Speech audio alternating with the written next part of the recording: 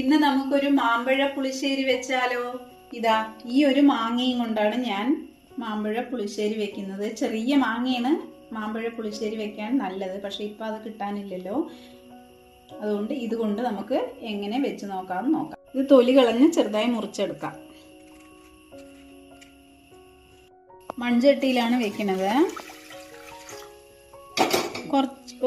വലിയൊരു മാങ്ങയായിരുന്നു, അതാ വേവിക്കാൻ വെച്ചു. ഇട്ട് കൊടുക്കാം. മഞ്ഞൾപ്പൊടി,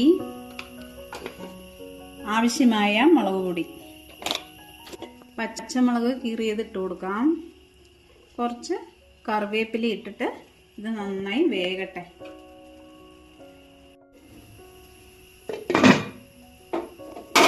മാമ്പഴം വെന്ത് വരുമ്പോഴേക്കും നമുക്ക് തേങ്ങ അരച്ചെടുക്കാം.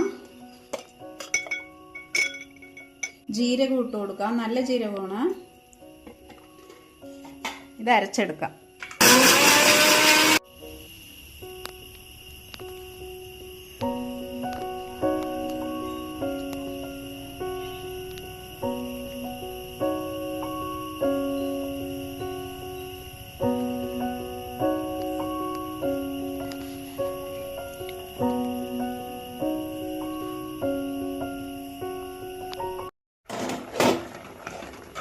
മാങ്ങപ്പഴം എല്ലാം വെന്തിട്ടുണ്ട്. നമുക്ക് തേങ്ങയും ജീരകവും കൂടെ അരച്ചത് ചേർത്താം.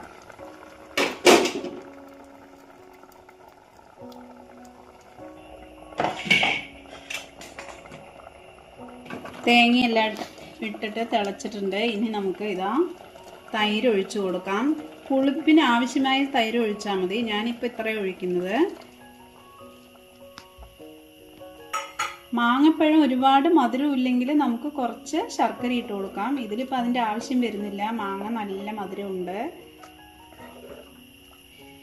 കുറച്ച് വെന്തയപ്പൊടി ഇട്ട് കൊടുക്കാം. നമുക്ക് വെന്തയം പൊടിച്ചതാണിത്. ഒരുപാട് ഇട്ട് കൊടുക്കാൻ പറ്റില്ല, കശപ്പ് വരും.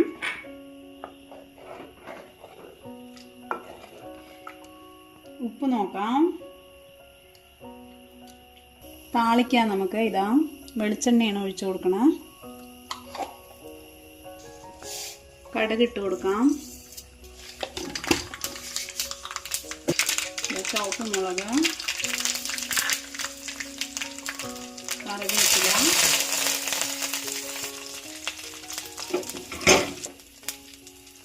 ഓഫ് ചെയ്ത് ഇതിലിട്ട് കൊടുക്കാം.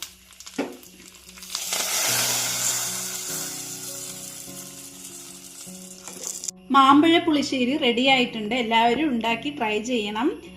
ഇഷ്ടപ്പെടുകയാണെങ്കിൽ ലൈക്ക്, ഷെയർ, സബ്സ്ക്രൈബ് ചെയ്യാൻ മറക്കരുതേ.